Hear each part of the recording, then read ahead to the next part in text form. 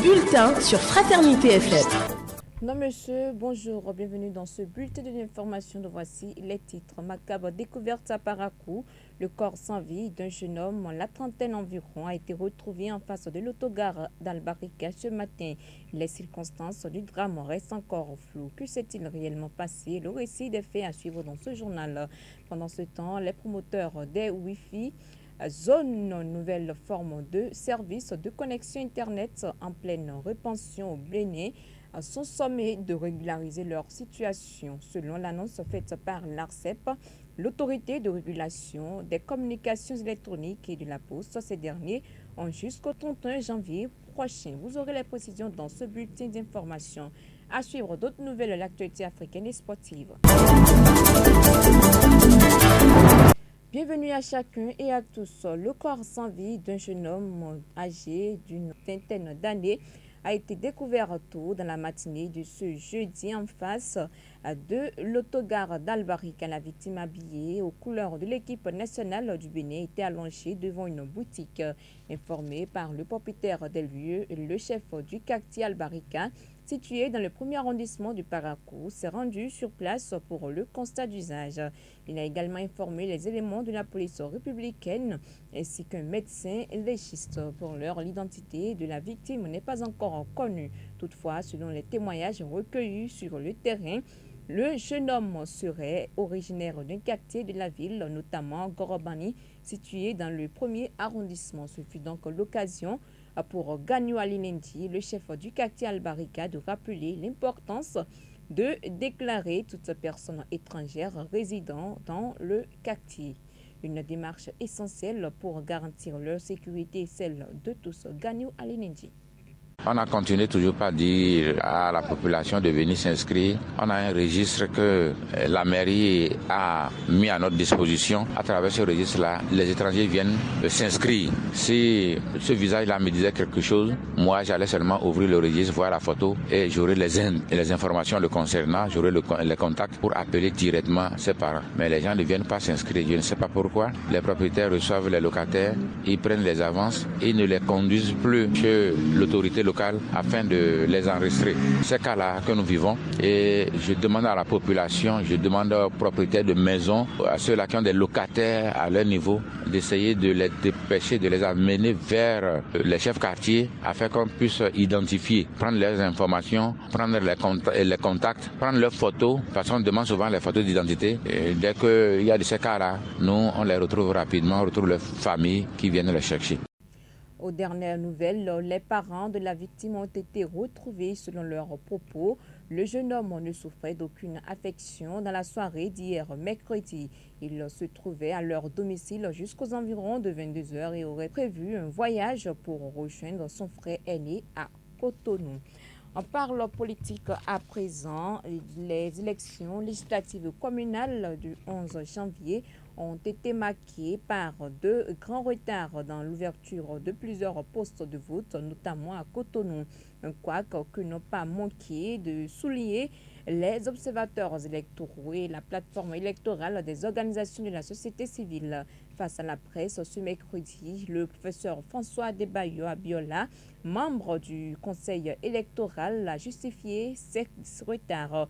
Il parle d'une organisation perturbée par une pluie inattendue la veille de ce double scrutin. Le professeur François Adebayo Abiola a également profité pour répondre à certaines rumeurs qui entourent le processus électoral. Et il y a des endroits où on a peur qu'on ne saccage ces matériels. C'est pour mesure de sécurité aussi pour notre matériel. Vous avez raison, on peut nous reprocher, mais pourquoi vous n'avez pas envoyé ça? Vous n'avez pas commencé à lancer vos camions 3 jours plus tôt. On va échanger prochainement. Mais nous avons dit, si on lance ça plus tôt, ça pourrait avoir des conséquences sur l'intégrité, entre guillemets, si vous me permettez, de ces matériels. Bon, il se fait que maintenant nous avons eu ce couac là avec la pluie. On va ajuster. Ces retards, les OSC pensent qu'elles perturbent beaucoup le taux de participation. Bon, on attend de voir. On vous prête l'intention d'avoir retardé les votes à Cotonou Express parce qu'il semblerait que c'est là où l'opposition est plus populaire. Oh là là. Bon, ils sont libres de penser ce qu'ils veulent. C'est la première fois d'ailleurs j'entends ça. Non, pas du tout. Hein. Vous savez, ici, au niveau du Conseil électoral, nous sommes 5. Hein, pour définir la politique du Conseil de la Sénat, nous sommes 5. Je pense qu'on n'a jamais fait ce calcul. Je peux vous dire ça. Je l'annonçais dans les titres de ce bulletin de l'information. L'autorité de régulation des communications électroniques et de la poste, en abrégé ARCEP, met en garde des promoteurs de services de connexion Internet non autorisés, communément appelés Wi-Fi Zone. Dans un communiqué rendu public ce mercredi 14 janvier 2026, l'autorité rappelle que toute activité de fourniture de vente d'accès à Internet au Bénin est strictement encadrée par la loi. Selon l'ARCEP, la prolifération des points de connexion Internet exploités sans licence officielle constitue un désordre préoccupant sur l'ensemble du territoire national. L'institution insiste sur le fait que l'exercice légal de cette activité est soumis à l'obtention préalable d'une autorisation ou d'une licence délivrée par l'autorité compétente. Les personnes concernées sont donc invitées à régulariser leur situation plus tard le samedi 31 janvier 2026. Passé ce délai, l'ARCEP prévient qu'elle engagera des procédures pouvant aboutir à des sanctions administratives et pénales contre les exploitants en infraction. Place aux nouvelles sorties.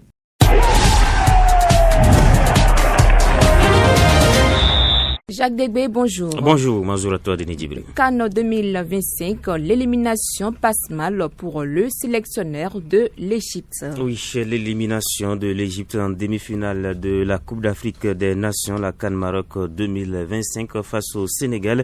Défaite 0 but contre 1 ce mercredi a suscité une vive contestation chez les pharaons. En conférence de presse, le sélectionneur Oussam Hassan a longuement dénoncé le traitement réservé à son équipe entre calendrier, déplacement et arbitrage. Ce qui est arrivé à notre équipe nationale n'est pas juste, a lancé le technicien de 59 ans, joué après seulement 2 jours du match contre la Côte d'Ivoire, en plus d'arriver tout juste d'un voyage alors que le Sénégal a eu 3 jours de repos et joue dans la même ville où il est resté pendant tout le tournoi.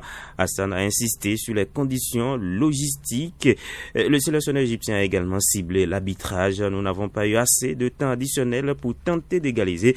Je ne comprends pas pourquoi nous avons été traités ainsi alors qu'il y a eu 10 changements au total dans ce match, a-t-il poursuivi. Il faut dire que du côté du Nigeria, l'arbitrage est également ciblé après l'élimination face au Maroc. Je voudrais ajouter une chose, l'arbitrage était déplorable, à lâcher le latéral droit du Nigeria en zone mixte, Osayi et Samuel. Après cette élimination, une analyse différente de celle de son sélectionneur Eric Schell, beau joueur après cette élimination. Au Cameroun, pendant ce temps, Eto'o suspend 4 matchs. La Confédération africaine de football a sanctionné Samuel Eto'o de 4 matchs de suspension après son comportement à l'issue de Maroc-Cameroun. Défaite 2-0 de la CAN en cours. Le président de la Fédération camerounaise de football a été visé par une procédure disciplinaire pour ses réactions virulentes envers l'arbitrage. L'arbitrage décidément est dans cette CAN. La Fédération camerounaise de football a immédiatement contesté la sanction. Cette décision est dépourvue de toute motivation explicite, a dénoncé l'Africa Foot dans un communiqué défendant son président après ces scènes de tension visibles à l'issue de la rencontre remportée par les Lions de l'Atlas. Merci à vous, Jacques Degbé. C'était les informations sportives. Place à la page Afrique.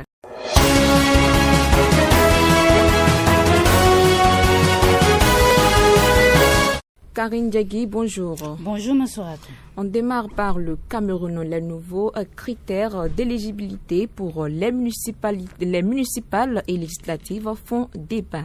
Le Front des démocrates camerounais FDC, un parti de l'opposition, a saisi le Conseil constitutionnel par voie de recours pour dénoncer un inconfort juridique. Aujourd'hui, les autorités exigent que les candidats aux législatives et municipales qui auront lieu dans les prochains mois présentent une attestation de conformité responsabilité fiscale, un document qui ne figure pourtant pas dans le code électoral et dont l'obtention peut s'avérer difficile.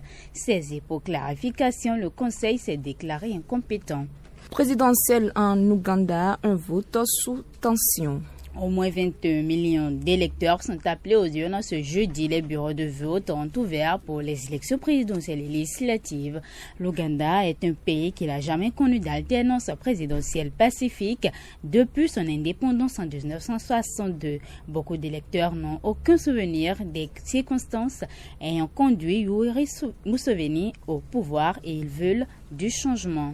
Merci à vous, Karine Djagui, pour toutes ces précisions relatives à l'actualité africaine. Voilà qui vient mettre un terme à ce bulletin de l'information, l'avant-dernier numéro pour le compte de cette semaine. Merci de l'avoir suivi et à très bientôt.